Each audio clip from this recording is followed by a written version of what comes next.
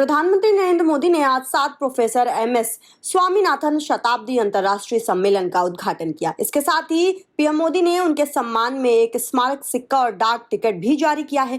खास बात यह है कि आज 7 अगस्त को उनकी जन्म शती भी है। इस सम्मेलन का विषय सदाबहार क्रांति जैव सुख का मार्ग है, जो प्रोफेसर एमएस स्वामीनाथन के खाद्य सुरक्षा के प्रति आजीवन समर्पण को दर्शाता है। ये आयोजन वैज्ञानिकों, नीति निर्माताओं और हितधारकों के लिए खाद्य सुरक्षा, जलवायु न्याय और समानता जैसे मुद्दों पर विचार विमर्श का मंच प्रदान करेगा। इस दौरान प्रधानमंत्री नरेंद्र मोदी ने कहा कि कुछ व्यक्तित्व ऐसे होते हैं जिनका योगदान किसी एक कालखंड तक सीमित नहीं रहता है। प्रोफेसर एमएस स्वामीनाथन ऐसे ही महान व्यक्ति थे और मां भारती के सपूत थे। उन्होंने विज्ञान को जन सेवा का माध्यम बनाया। उन्होंने वो चेतना जागृत की जो आने वाले कई सदियों तक भारत की नीतियां और प्राथमिकताओं को दिशा देती रहेगी।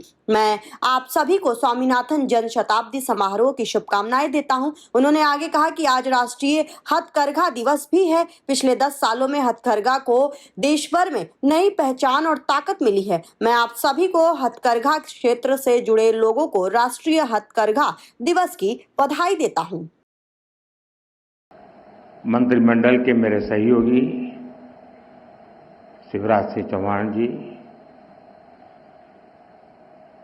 एमएस स्वामीनाथन रिसर्च फाउंडेशन की चेयरपर्सन डॉक्टर सौम्या स्वामीनाथन जी,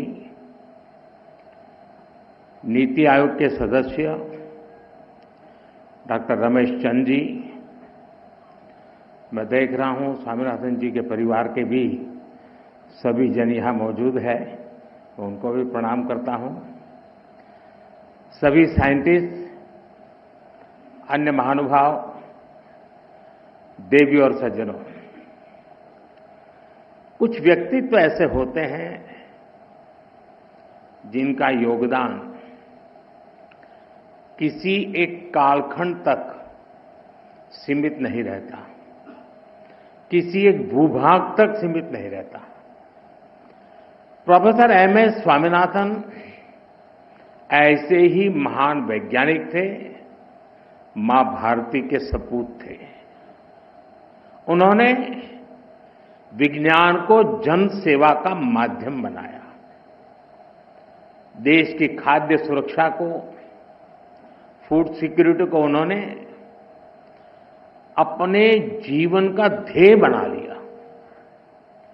उन्होंने वो चेतना जागृत की जो आने वाली कई सदियों तक भारत की नीतियां और प्राथमिकताओं को दिशा देती रहेगी। मैं आप सभी को